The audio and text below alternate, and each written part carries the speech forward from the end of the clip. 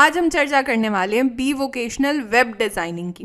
देखो, किसी भी बैचलर डिग्री को परस्यू करने से पहले ना आपको CUET के पेपर में अपीयर होना होगा, कॉमन यूनिवर्सिटी एंट्रेंस टेस्ट, जिसे हर साल नेशनल टेस्टिंग एजेंसी कंडक्ट करती है। CUET के रिगार्डिंग किसी तरीके का कोई डाउट है या दिल्ली यूनिवर्सिटी में ऑफर हो रहे जितने भी अंडर ग्रेजुएट प्रोग्राम्स है उसके रिगार्डिंग कोई डाउट है तो हमारे प्लेलिस्ट को एक्सेस कीजिए CUET UG DU, जिसकी लिंक मैं नीचे डिस्क्रिप्शन बॉक्स में दे दूंगी, साथ ही मैं कमेंट में भी पिन कर दूंगी, जहां पे आप CUET से रिलेटेड या दिल्ली यूनिवर्सिटी से रिलेटेड सारे अपडेटेड इन्फॉर्मेशन भी एक्सेस कर पाओगे। या फिर 1-on-1 आप मुझसे चर्चा कर सकते हो मेरी इंस्टाग्राम ID पे @Mission Delhi University। इंस्टाग्राम की भी लिंक मैं नीचे डिस्क्रिप्शन बॉक्स और कमेंट में पिन कर दूंगी। इवन मुझे मेल भी कर सकते हो du.delhibytes@gmail.com पे।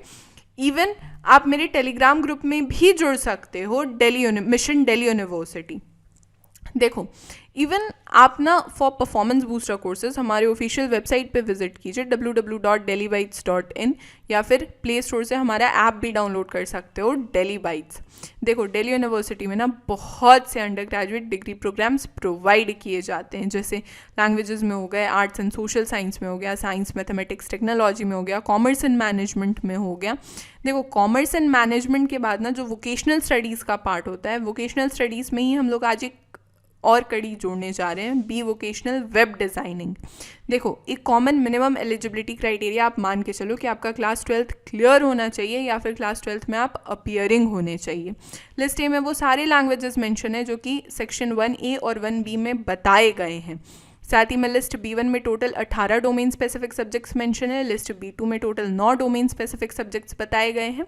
देखो, यहाँ पे ना 2 कॉम्बिनेशन ऑफर किया जाता है। दोनों कॉम्बिनेशन में जो एक सबसे ज़्यादा कॉमन बात है कि आपको लैंग्वेज रखना ही रखना, मतलब लैंग्वेज के पेपर में आप अपीयर होगे ही होगे। कॉम्बिनेशन 1 के बारे में मैं बताती हूँ कि आप कोई 3 सब्जेक्ट ले लो लिस्ट B1 से, नहीं तो 2 सब्जेक्ट आप लो B1 से और 1 सब्जेक्ट आप ऑप्ट कर लो B2 से।